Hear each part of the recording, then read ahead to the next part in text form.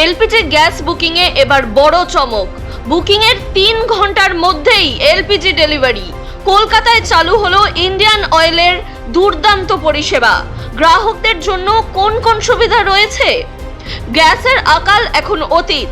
কলকাতায় চালু হলো ইন্ডিয়ান অয়েলের ইন্ডিয়ান এক্সট্রা লাইট নাও। বুকিংয়ের 3 ঘন্টার মধ্যে এলপিজি ডেলিভারি হবে। আর কি কি সুবিধা, কিভাবে পাবেন, জানুন নিয়ম।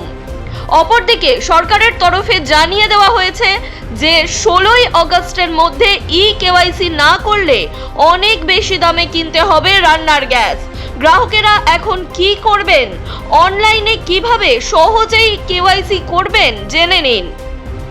কলকাতার সাধারণ গ্রাহক কেওয়াইসি না করালে আর এখনকার মতো 968 টাকায় গ্যাস সিলিন্ডার কিনতে পারবেন না। হাতে আর মাত্র কয়েকটা দিন রয়েছে। শেষ দিনের অপেক্ষা না করে এই কাজ এখনই করে নিন। কিভাবে কেওয়াইসি করাবেন, গ্যাসের নিয়মে আর কোন কোন পরিবর্তন হলো, কেওয়াইসি না করালে কি হবে, A to Z জানতে শেষ পর্যন্ত দেখুন আজকের ভিডিওটি। এর পাশাপাশি এমনই বিভিন্ন গুরুত্বপূর্ণ আপডেট সবার আগে জেনে নেওয়ার জন্য অবশ্যই আমাদের চ্যানেলটি সাবস্ক্রাইব করে পাশে থাকা বেল আইকনটি প্রেস করে দিন। এর ফলে সবার আগে সমস্ত গুরুত্বপূর্ণ আপডেট আপনার কাছেই পৌঁছে যাবে।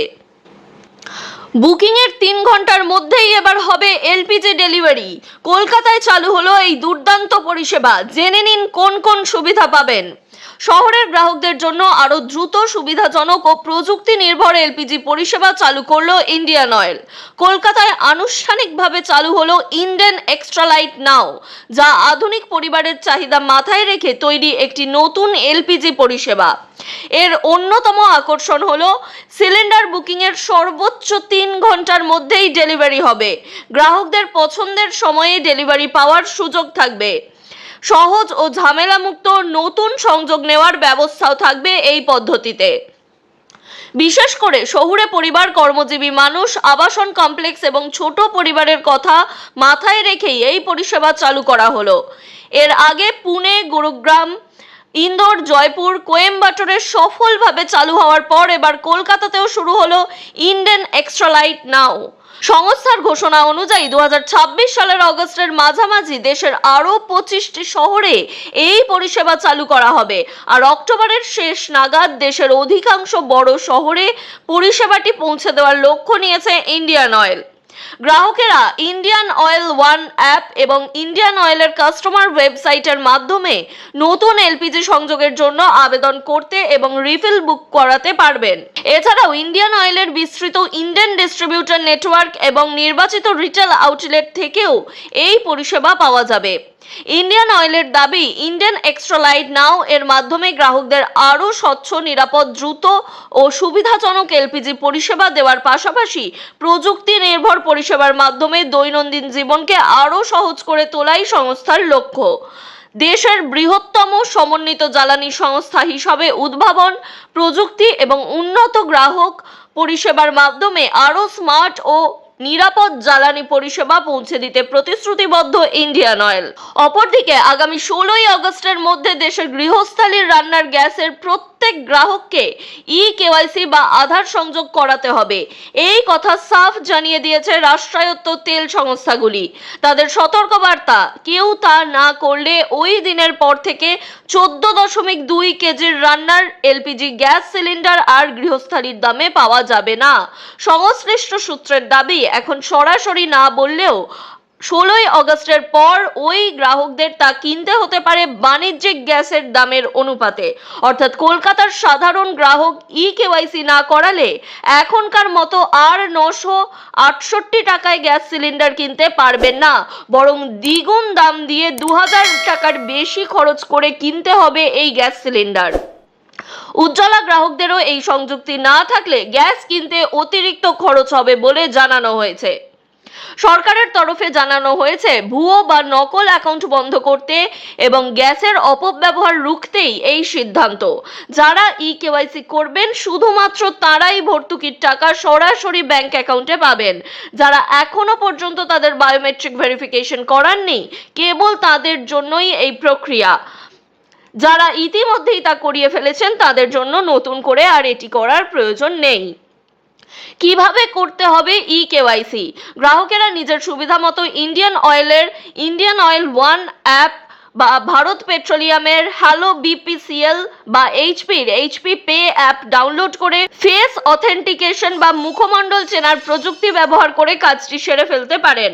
আবার সরাসরি স্থানীয় এলপিজি ডিস্ট্রিবিউটরের অফিসে গিয়ে আঙুলের ছাপ, ফেস রিকগনিশন বা রেটিনা স্ক্যানের মাধ্যমেও কেওয়াইসি করে নেওয়া যাবে। অর্থাৎ দুটি পদ্ধতি, অনলাইন এবং অফলাইন পদ্ধতির মাধ্যমে বর্তমানে কেওয়াইসি চালু রয়েছে।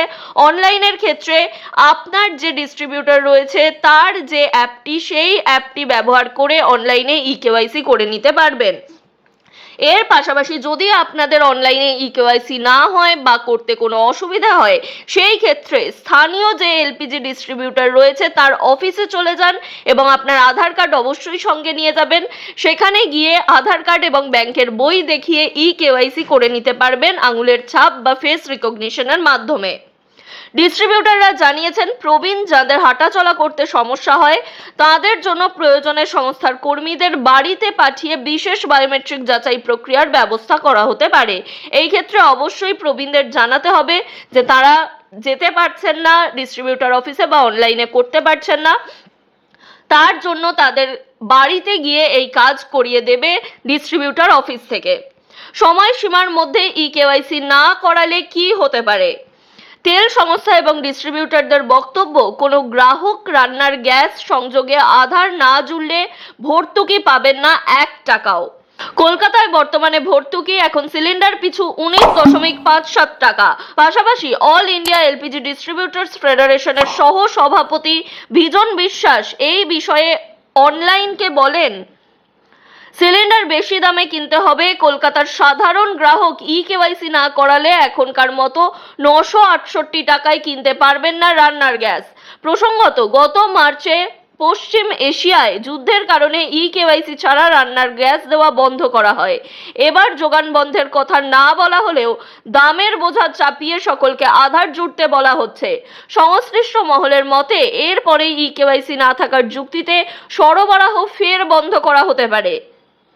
ইন্ডিয়ান ডিলার সংগঠনের দাবি, 3-4 বছর ধরে তেল সংস্থাগুলি কেওয়াইসিতে জোর দিচ্ছে, তবে বহুবার তা করার সময় বাড়ালেও এত কড়া নির্দেশিকা অতীতে জারি করা হয়নি।